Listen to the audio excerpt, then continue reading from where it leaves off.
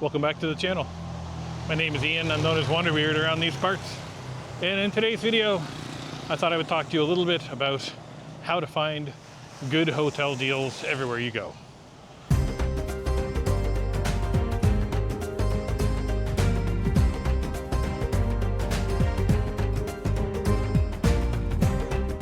It is a question that I get asked all the time, which surprises me a little bit because I don't think it's all that complicated. But anyway, I will kind of give you the lowdown on how I kind of find some good deals. So a lot of these questions sort of initially sprung up from my 51st birthday video.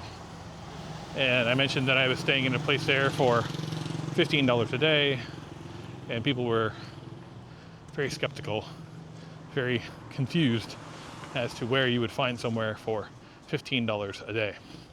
Well, the truth is that in almost a year and a half of travel now, my average spend on a place to stay in Mexico, Belize, Guatemala, El Salvador, Honduras, and Nicaragua was $23 US. And if I was to take out the 10 highest spots or 10 most expensive spots, that drops to under $20 a day. The process that I've used to do this, I've sort of refined over time. So I started initially when I was traveling through the US and Canada. I was booking almost entirely through Booking.com. I'm going to take a walk down to the beach here through this path while I talk, get away from some of the traffic noise. So one of the reasons I ended up sticking with Booking.com for most of the initial trip was because they have a rewards program with 3 tiers. And as you progress through the tiers, you get more perks and benefits. And it's not that difficult to accumulate up to tier 3. Once you get to tier 3, you don't lose it. Like, it doesn't require you to continue booking places going forward. You're tier 3 for life, so to speak, which is awesome. So there are 3 tiers that they have. The first tier is only, I believe, a couple of bookings. The second tier is 5 bookings. And then the third tier is 15 bookings over a 2-year period. If you complete that, then you're tier 3 for life. And some of their perks are additional 20% discounts on places to stay. Some places include free breakfasts, free room upgrades, those types of things. And you get additional discounts on some of their offers for, packages or adventures or tours or those kinds of things. So for me, I said, well, I'll stick with Booking for now. I'll get to the 15 bookings. And then once I have that established, then I can start looking in other places. And that's what I did. So that by the time I finished Baja, California, and Mexico, I had already completed my 15 bookings. Now, I would say that the US and Canada and Baja, Mexico portions of the trip were some of the, almost all of the most expensive places I stayed. The US and Canada for obvious reasons, and then Baja is a bit more expensive than the rest of Mexico just because of the lack of options. Things are very spread out, and there's not a lot of tourism in Baja that's passing through. You'll see a lot of expats and gringos and things like that there, but generally speaking, you don't get a lot of backpackers or long-term travel people passing through that part of Mexico. So once I got the booking requirement done for their 20% discounts and stuff, I started looking at other places. And what I have found over time is that Sites that do multi-site searches, such as Trivago, have been really good for finding great deals. Now, I should say, none of this is sponsored. I don't have any affiliate links for any hotels. I don't have any, influencer programs or any of that kind of stuff for any of these places or any of these sites. This is all just my own personal opinion from what I have found from experience.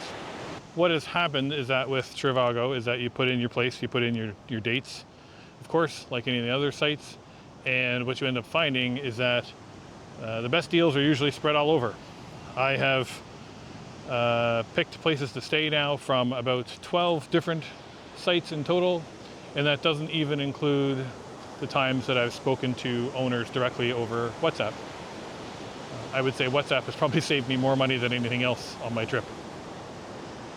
So some of the tricks that I've used, I've actually gone through and done a full booking right up to the point of confirmation. And then once you get the contact information for a place, you reach out to them on WhatsApp, say, hey, I just made a booking. Do you have a better rate if I book directly with you? And the answer to that question is usually yes. And so oftentimes I will book it through them, will confirm with them through WhatsApp, and then cancel the booking on the other site. I have saved anywhere from 10 to 40% doing that WhatsApp process, I guess is the best word for it. We're going to take a little walk down the beach here as I keep talking.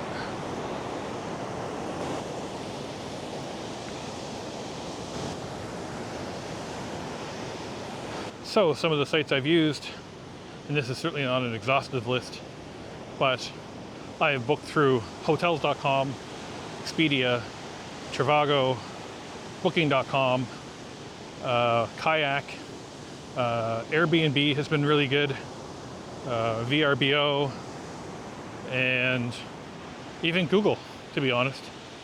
Google has listings obviously for all the hotels and stuff, so sometimes that's a good starting point.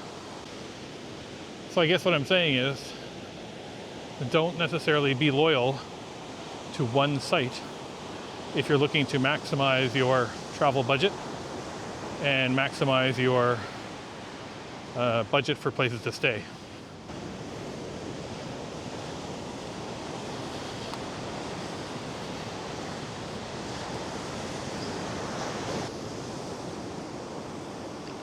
I just came over to sit down for a second to find some examples here.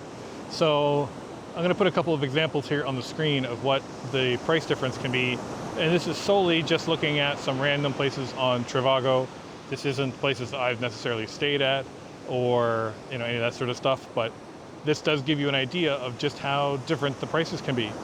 And you can see that these are the same room, same style of room, so it's double room or single room, and same amount of time and everything else.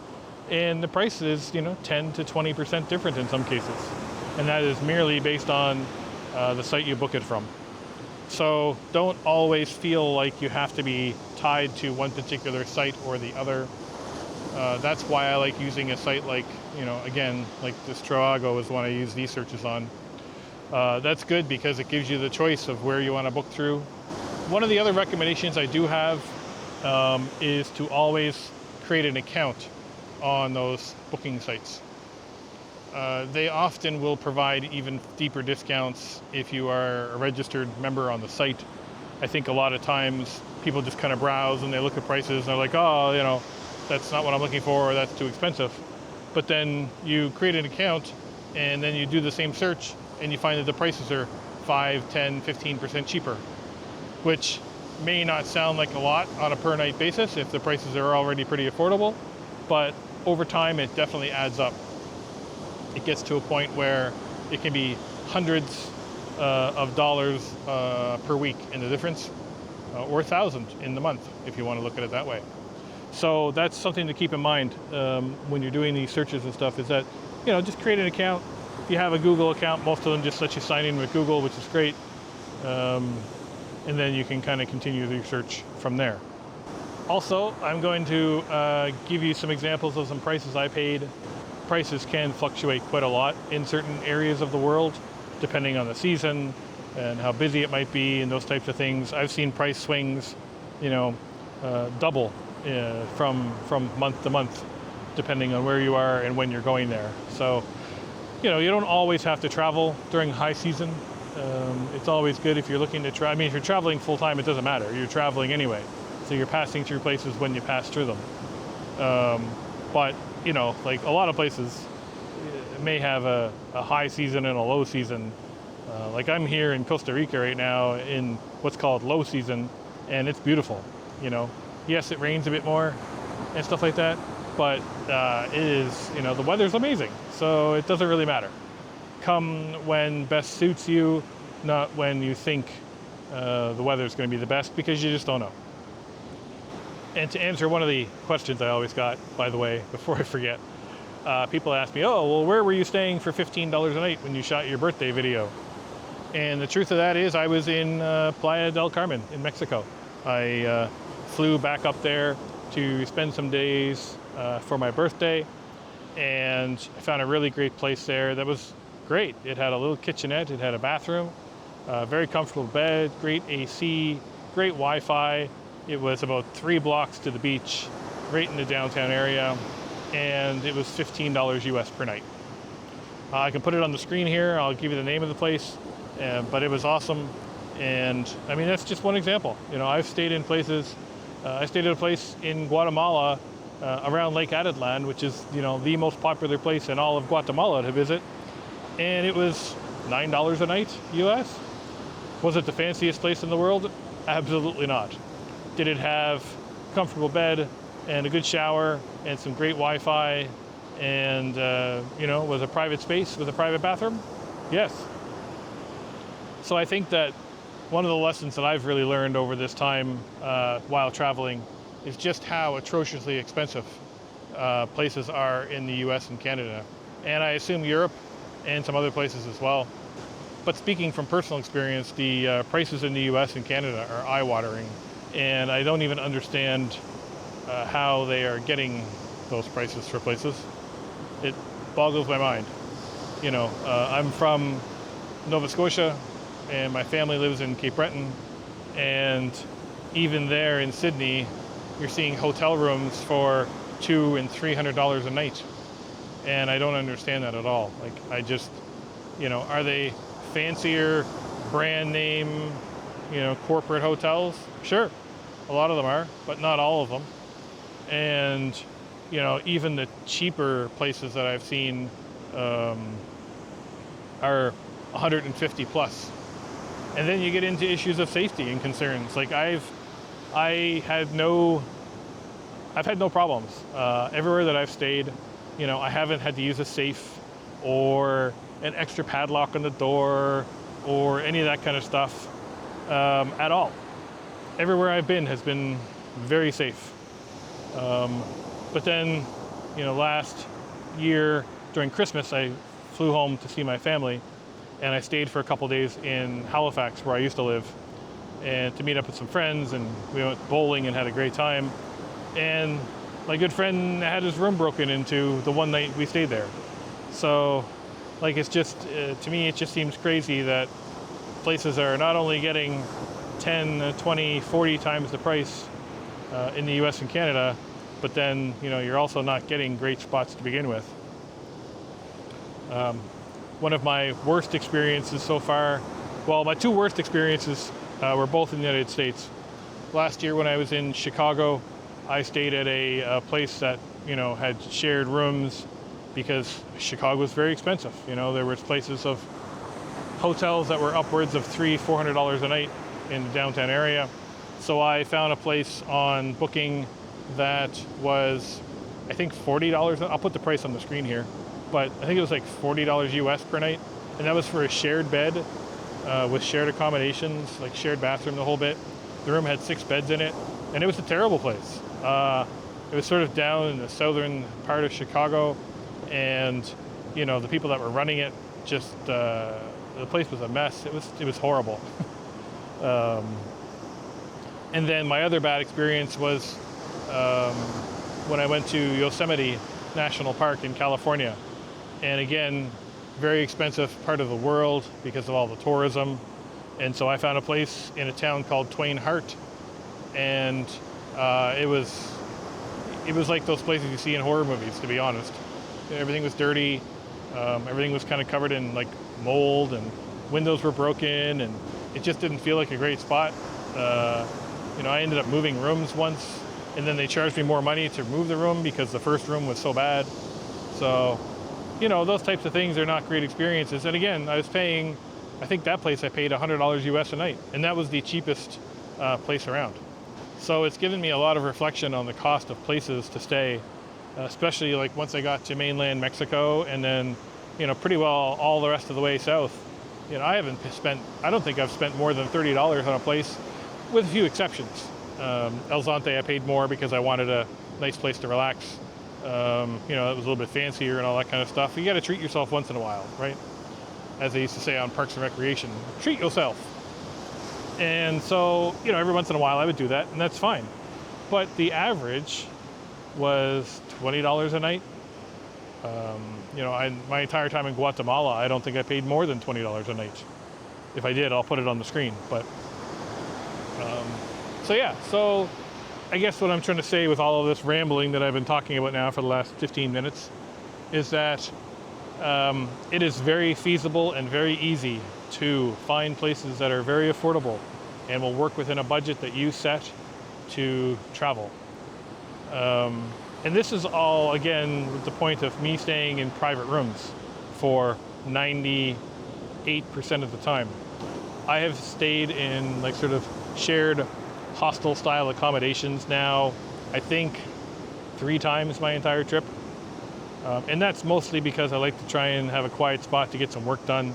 I have found it's very difficult to get work done in sort of shared hostel environments. So yeah, for the most part, this has been private rooms, private bathrooms, sometimes the kitchens, sometimes it's shared kitchens, which is fine.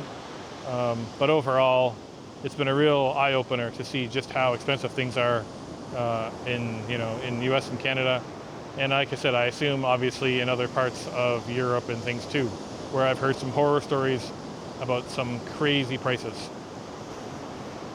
So my final point I'll mention here now is just a reminder that WhatsApp can be a real key to saving a lot of money when you're traveling. I have used it, like I said earlier, to save anywhere from 10 to upwards of 40% in certain cases.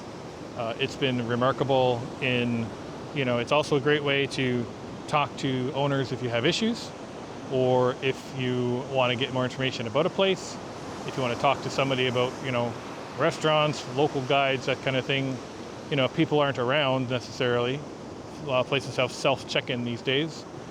They're still reachable on WhatsApp and usually very helpful when you do talk to them. So those are all some things to consider, and I hope that this kind of information is useful to people and answers some questions so that people can finally say, oh, I don't understand how you're finding places for $10 or $15 a night or $20 a night. Well, again, it wasn't rocket science. It was just a process of figuring out the types of sites to use and some of the tricks that I figured out along the way. And so now, providing this to you again here on this video, again, I don't have any affiliates or any referrals or any of that kind of stuff set up. So this is just my own personal opinions, but I think it's a great way to travel. It's a great way to save some money and extend your trip for as long as you want. So that's it for this video. Thank you so much for watching. I really hope you did find it useful to take away some of the information here. As I mentioned before, I have a section on my website set up with my own hotel information for the places that I've stayed. I'm continuing to build that list out as I go, and also releasing short reviews of all the hotels that I've stayed at from the beginning of my trip on forward. If you did find it useful, leave a like or a comment below just to let me know that you were here. I would really appreciate that. If this is your first time coming across my channel, feel free to subscribe. It doesn't cost you anything, and it'll give you alerts when next videos are coming out, and I'd really appreciate that. If you do want to support me further, there's a few different ways you can do that. I have some memberships set up here on YouTube. I have 3 different tiers, and the cheapest starts at just $3 Canadian per month. There are also one-time donation links through PayPal and Bitcoin on the screen here and down in the description. So if you want to do that. And then I also have merchandise available for sale through my own site at WanderBeard.com and also through here YouTube. They all go to the same place. So if you want to check some of that stuff out, that'd be really cool of you. And that's it. Thank you so much. And as always, life is short. Wander. And I'll see you in the next video.